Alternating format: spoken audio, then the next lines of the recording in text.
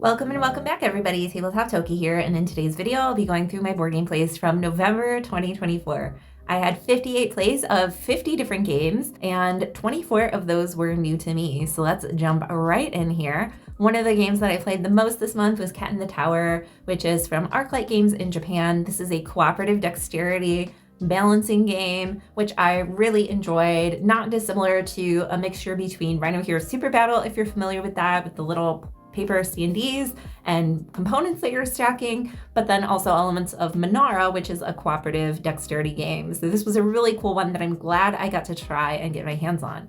Burger Balance is another dexterity game and a super fun one. I had my eye on this one for a while, where you are shoving little burger ingredients into the burger and collectively making a tiny little burger balanced on top of a ketchup bottle. So this one was really fun too. I also had my first couple of plays of Wizard's Cup, which is a 2-player auto battler with some elements of bluffing and programming. I just thought this was the perfect microgame experience of this style of game. A lot of people have equated this to challengers, but like a microgame version. One of the things that I really appreciated was the fact that you get to choose the order of your cards in addition to the lineup of cards that you're going to use for each battle, which is really cool. The Peach Festival is an interesting roll and write game from Thundergriff Games.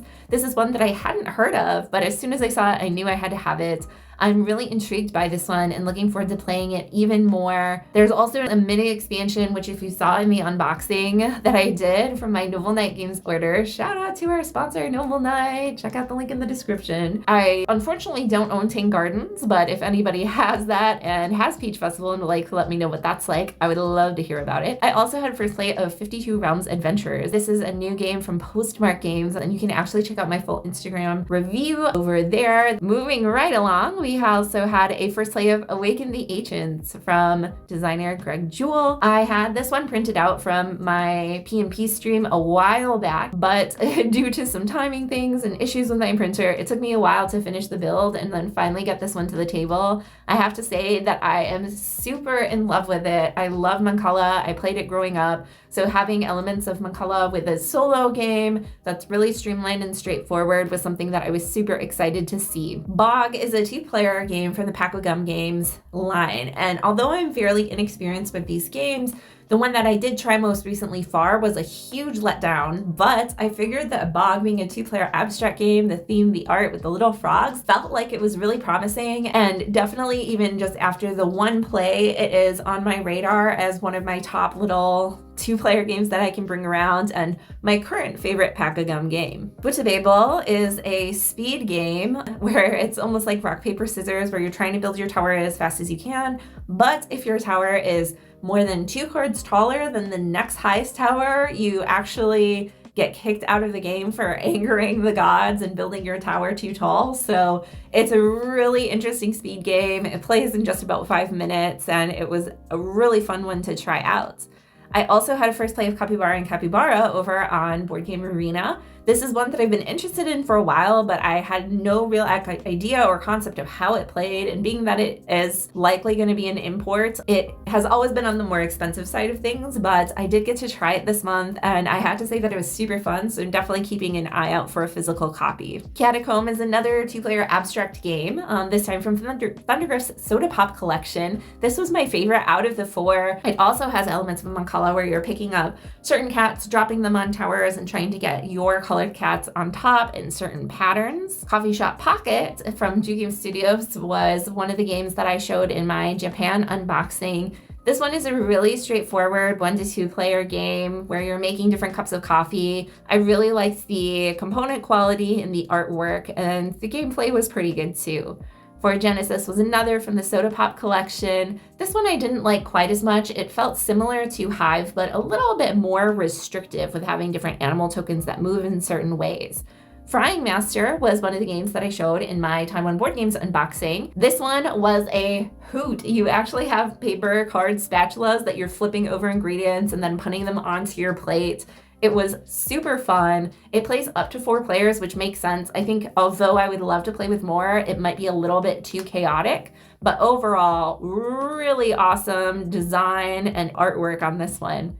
Get Salty is another 2-player game that was included with the Fridge collection of soda pop games. This one I had no idea about. I didn't even necessarily know that it was coming with the collection, but it was a really cool 2-player abstract game. Hot Pockaholic, woo! I thought this was a trick-taking game, but surprisingly enough, it's really not. It's more of a bidding game where you're putting down cards, and based on whether you have the highest, lowest, or middle bid, you get to draft cards and put them onto your plate, or then eat them and put them into your stomach, while managing the temperature overall. I don't think it was necessarily the most innovative game mechanically, but I did really enjoy the art and theme, and there were some fun, quick little choices to be made there. Kelp Shark vs. Octopus is another 2-player game, this time a hidden movement game, and although y'all know I love Webers and Santiago arts, I have to say that this one was pretty disappointing for me. I never played Hunt, which I believe the game is based on mechanically. I like the idea of asymmetric 2-player games. I like the idea of hidden movement games, but oftentimes it feels like there's a back and forth.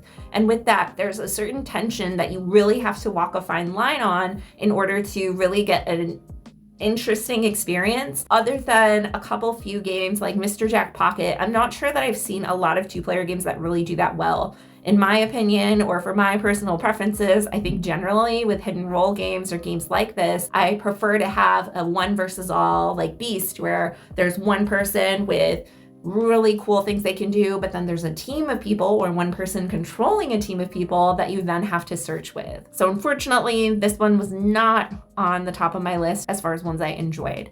Light Seeker, however, is another little 2-player abstract game. This one is going to take me a while to wrap my mind around because you're actually manipulating cubes, rotating them to show lights and dark sides, and making different sized areas, all while blocking with your little friends. I really like this one, but I think out of the 4, it was the one that felt the least intuitive of the soda pop games. Mandora Fever is a super cute game. This was one that I bought based on aesthetics purely. I didn't really think it would be that great of a game. You're basically just pushing your luck, pulling cards out of other people's hands and trying not to get times up cards, and then trading in those cards for quests. I think, again, this one I can see myself having fun playing it with a bigger group, but because of how the game functions, it only plays to 4 players. So that's a little bit of a weird gray area because with 2, you're really only going back and forth between 2 people. So I'll have to see how this one plays with a larger player count before commenting further. Phone Wallet Keys was a set collection game that felt very random. This is one that a friend of mine picked up from Time on Board Games. I think that the theme was really cute, but definitely there were some different ways in which we could have achieved the set collection, like drafting, that felt like they would have given the players a little bit more control over what they were scoring. Rabbit's Potion is a newer print and play game that recently launched on Kickstarter. It is about being a rabbit, going out, getting different ingredients and dropping them into your different potions, trying to make different patterns. It's a very involved game for sure, especially as far as PMPs go. And I thought there were some really innovative mechanics. Overall, I really wanted to have more combos or more interesting ways of manipulating and gathering resources and scoring them in your potions. It might be that I need to level up my skills just a little bit and think about some of the other ways that I can score my potions, but this is definitely an interesting concept for sure. Moving right along, I also had a first play of Retrograde, which is a speedy roll and write game. I really enjoyed the theme of this one. The actual gameplay wasn't anything to write home about, no pun intended. And again, this is one that I can see kind of wanting to play with more people because of how light it is, but because of how the different powers work and triggering the end of the game, you can really only play with up to 4 players. So ultimately, I decided to let this one go from my collection. Top Cap was a sleeper hit for me from the Soda Pop Games collection.